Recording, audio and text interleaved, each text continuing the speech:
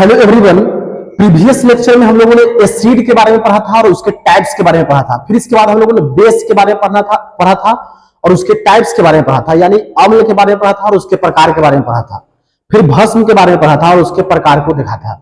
आइए आज के क्लास में हम लोग पढ़ेंगे पीएच स्केल के बारे में, यानी पीएच मापदंड के बारे में। पीएच मापदंड क्या होता है, पीएच स्केल क्या होता है? तो 1909 में एक वैज्ञानिक थे सोरेनसन, जिन्होंने एक स्केल बनाया था अम्लीयता और क्षारीयता को मापने के लिए। उसी को क्या बोला गया? उसी को बोला गया पीएच स्केल। चलिए पीएच स्केल क्या होता है? तो 1909 में एक वैज्ञानिक थे सोरेनसन, जिन्होंने अम्लीयता और क्षारीयता मापने के लिए एक स्केल बनाया था।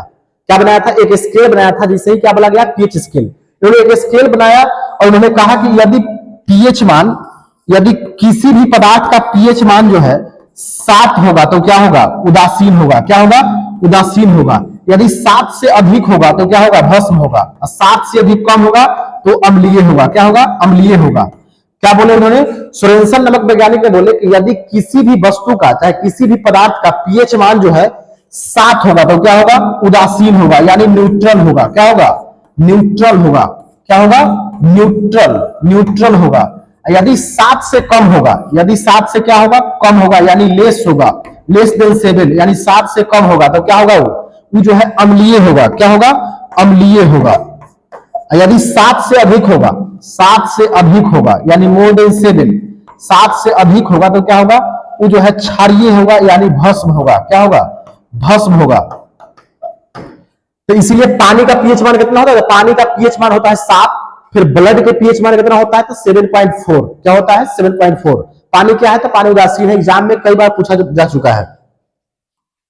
फिर एक क्वेश्चन और यहां पे पूछा जाता है कि 3 और 4 में सबसे ज्यादा अम्लीय कौन है? तो 3 और 4 में सबसे ज्यादा अम्लीय जो है 3 है। 4 भी अम्लीय है, लेकिन 3 के तुलना में जो है अम्लीयता जो है कम है।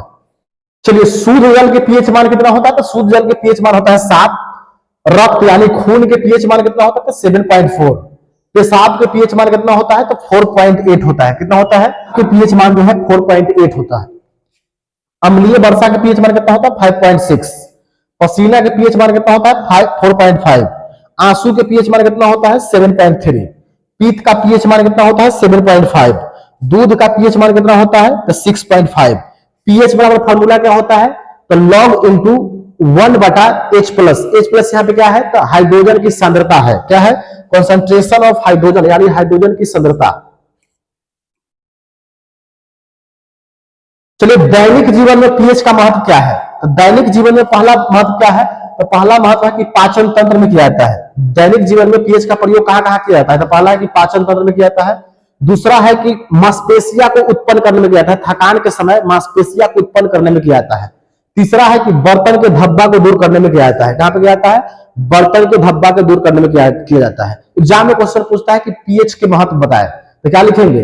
पहला है कि पाचन तंत्र में किया जाता है। दूसरा है थकान के समय मांसपेशियां उत्पन्न करने में किया जाता है। तीसरा है बर्तन के धब्बा दूर करने में किया जाता है। इसके बाद नेक्स्ट टॉपिक है न्यूट्रलाइजेशन, उदासीनीकरण। एग्जाम में ये भी पूछा जाता है 2 नंबर वाले में।